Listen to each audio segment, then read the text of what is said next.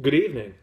Welcome to the latest edition of Blue York One News. I'm Jonathan Sauerschell from NYCFCBlues.com and Blue City Radio, and I'm here to bring you all the latest news for NYCFC. There's been a lot that's gone on in this past week. There's a lot to discuss tonight. But first off, I want to start off with an apology. My Spanish last week was terrible. I don't speak Spanish. I took one semester of it in college a long time ago. I'm sorry. I was really awful, and I realized that after the fact.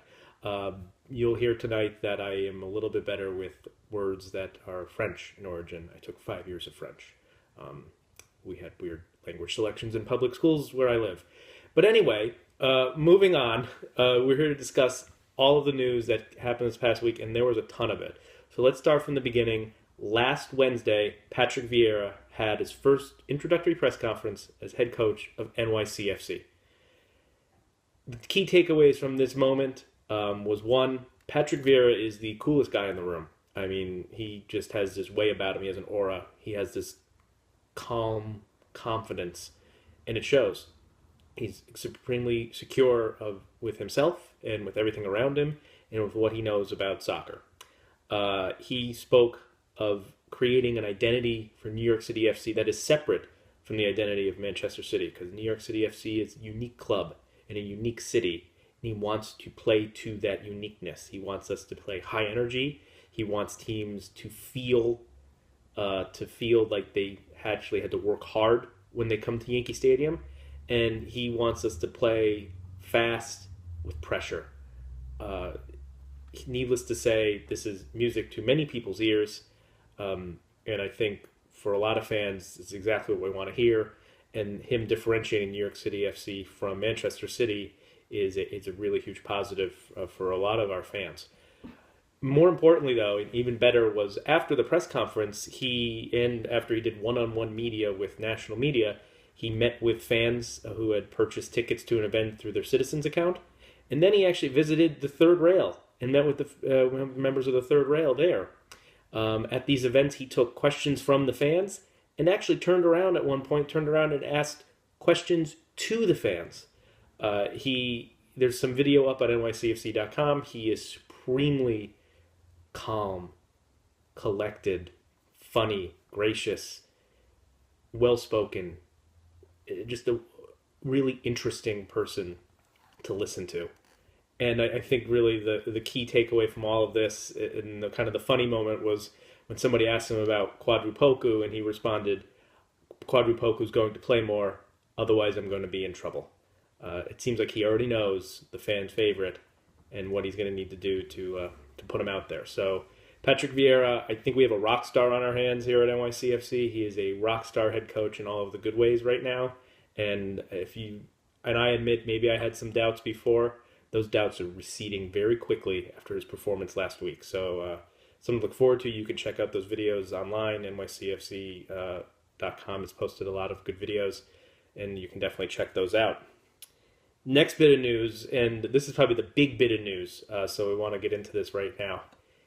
This Monday, recording this Tuesday night, so yesterday, a story came out in Sports Business Journal, one of the leading sports business publications in the country. This story was in regards to Yankees Global Enterprises. Now, I'm going to actually probably look and read a little bit of it while I'm discussing it, because there's some particulars I want to make sure I read exactly right. But a general synopsis is Yankees Global Enterprises is the holding company that holds the ownership of the New York Yankees, the co-ownership of NYCFC, and also the ownership and the debt on Yankee Stadium. So they really are the holding company that has the money for those three entities. At the beginning of the year, according to a source in the financial industry, Yankee Global Enterprises increased their available credit facility, which is basically the amount of money they have available to borrow. They increased their credit from $175 million to, now there's a quote, more than $300 million at the start of the year. The story goes on to quote a banker in the financial industry in New York, and said that this is not increased payroll for the New York Yankees. It actually speaks a specific quote about Brian Cashman, who's the Yankees general manager, did a presentation, and there's no way they're exceeding their plan. They're looking to get younger, and they want to develop younger talent. And as a Yankees fan, I can tell you that is 100% true. And even if they were adding talent, which they're not, they don't need to increase their credit limit to do that. It's not like you're not going to add a $300 million player for 1 year. That's not how, doesn't happen that way in baseball. So it definitely doesn't seem to be for payroll. On personal note, I don't think it's for Yankee Stadium. It's going 7 years old and going into its 7th year, and they don't need the renovation, and they don't need to add like a new scoreboard or anything. So I don't think they're increasing to $300 million to do anything with Yankee Stadium itself.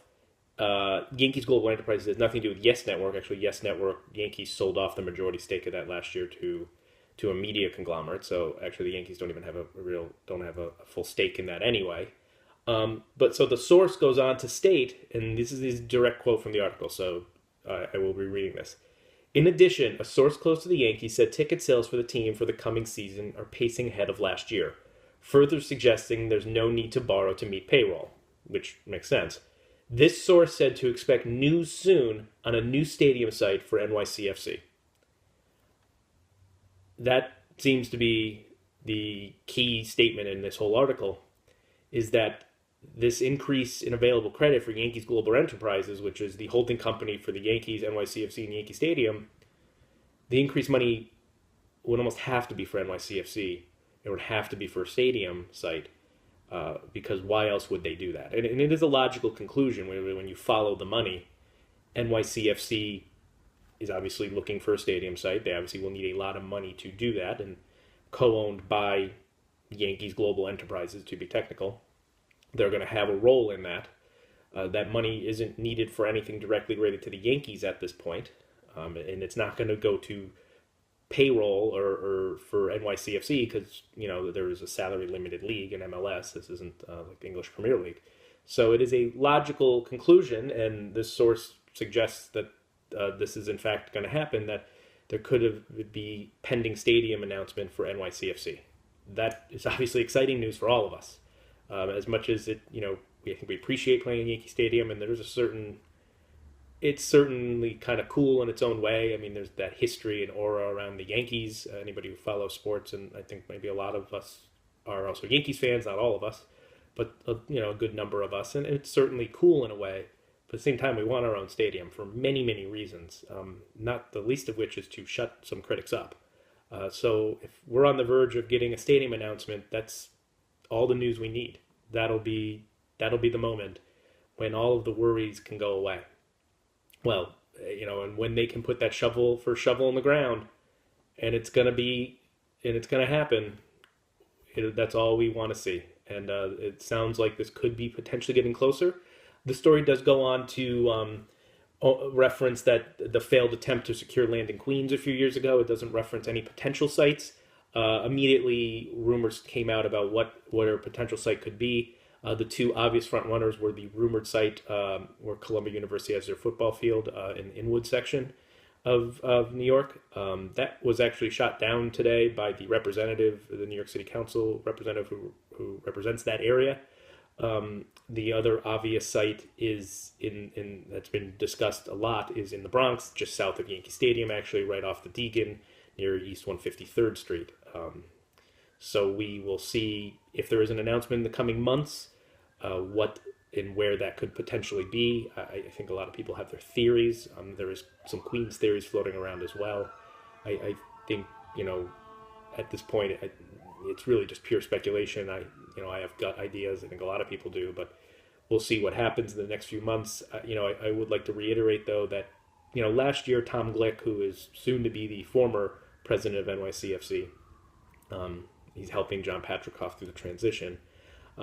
He spoke a couple times over a period of months in multiple interviews and said that, he plans the team to be playing in their own stadium within 5 years. Playing in their own stadium within 5 years, not a shovel in the ground within 5 years.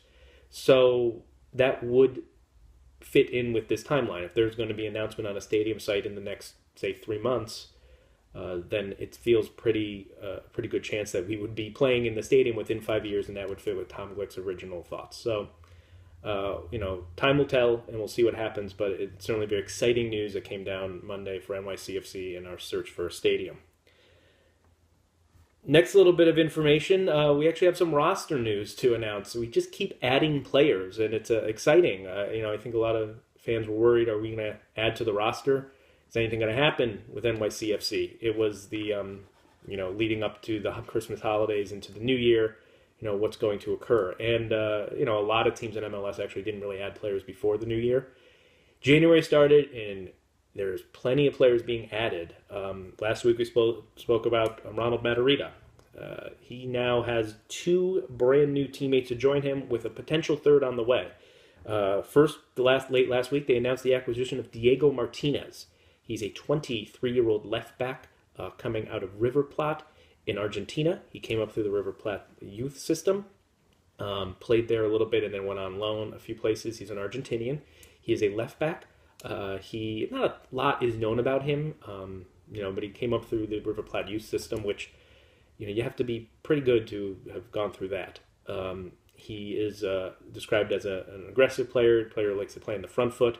In some ways, that sounds similar to Matarrita, but he continues to make the team younger, adds depth, adds other options. Matarrita can play in a midfield position too, so you could see, there could be some switching off as the year goes on, or even into future years, of course. He was acquired on a free transfer as well, so just a good piece of depth adding by Claudio Reyna, and making the team younger and more athletic, which I think ultimately is what we want. There was a roster acquisition today. We added a defensive midfielder. A lot of people have been crying out for one, and we finally got one. Miguel Mikey Lopez, formerly of Sporting Kansas City. He was a Sporting Kansas City first-round draft pick in the 2013 MLS Super Draft out of the University of North Carolina. He is a defensive midfielder. He describes himself as a defensive midfielder. He's 22 years old. He played 13 or 14 games with Sporting Kansas City in 2013. He then went on loan to the USL the previous 2 seasons. He has numerous appearances in the United States under-20 national team. So he actually has been somewhat through the United States system. He went to college in North Carolina, was part of the 2011 National Championship team. He was also named Atlantic Coast Conference Freshman of the Year in that year. He self-describes himself as a hard worker, and he will work to get the ball back.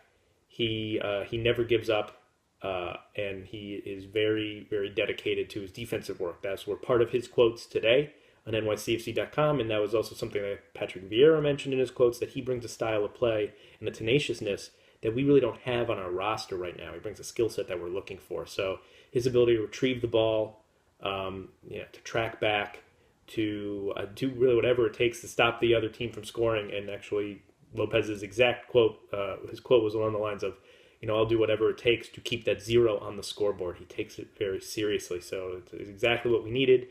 No matter what you think of Andrew Jacobson, we needed another defensive midfielder, and he's young, 22 years old. He has some MLS experience. He has some United States youth system experience, obviously extensive college experience where he was successful and a big part of a national championship team. So there's a really good opportunity for him to come in and prove himself with NYCFC, and also gives NYCFC a young, hungry player who fits a need that they had. So we welcome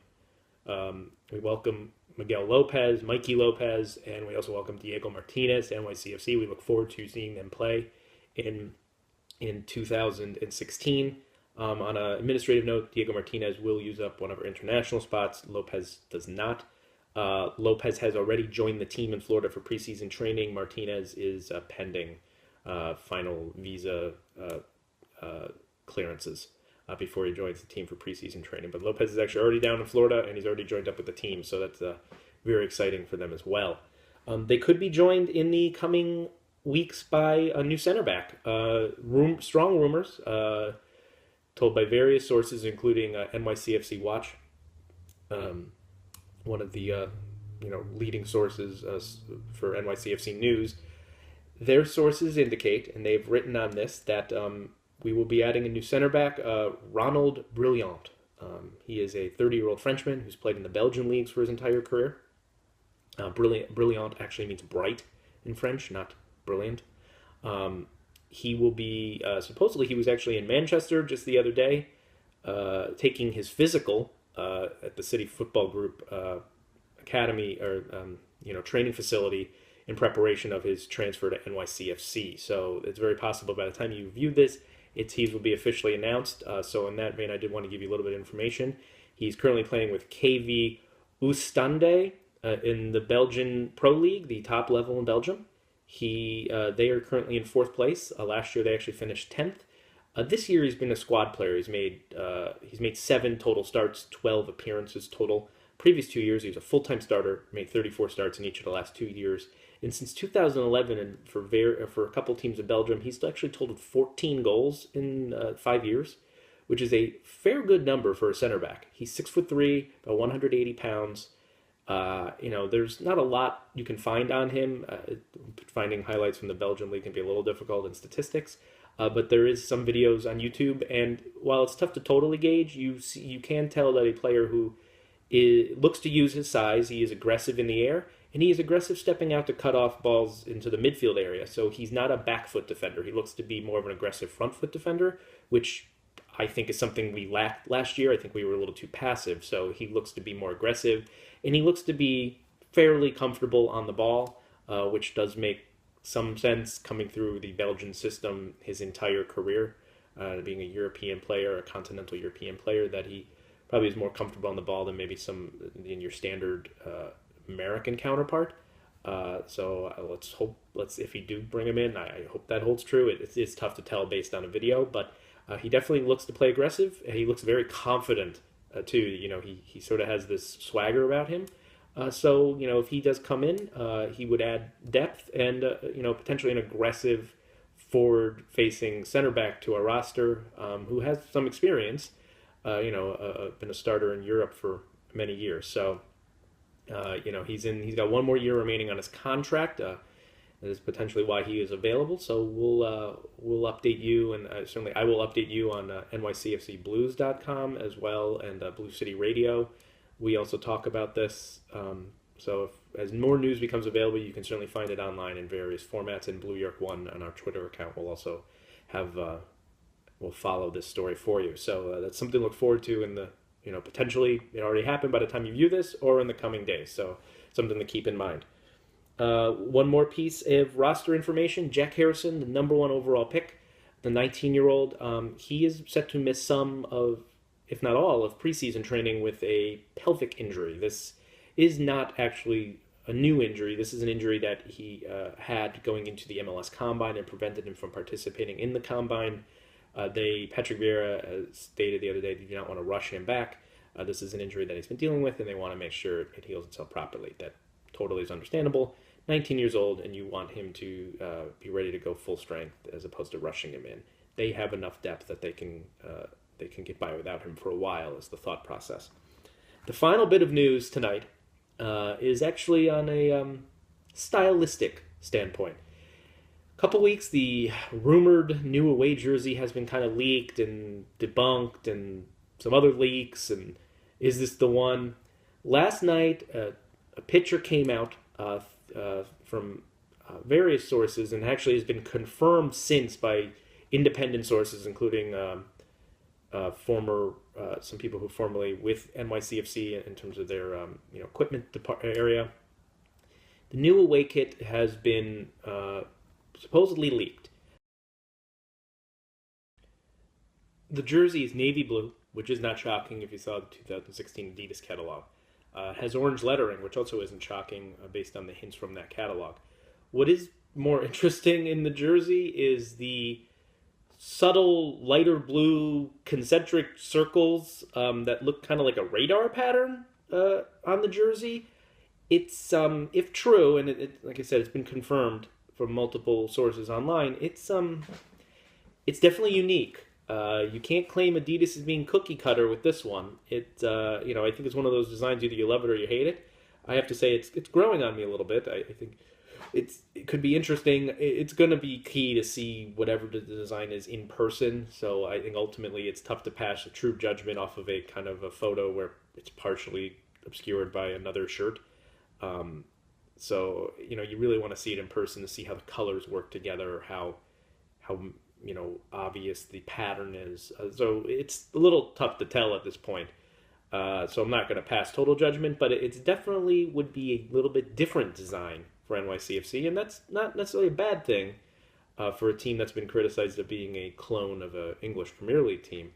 That being said, I don't know if it's going to be everybody's cup of tea, but something to look forward to in the coming weeks. I'm sure NYCFC will have some sort of event where they release the jersey and announce it, so that's something we'll keep you advised on once that news becomes available.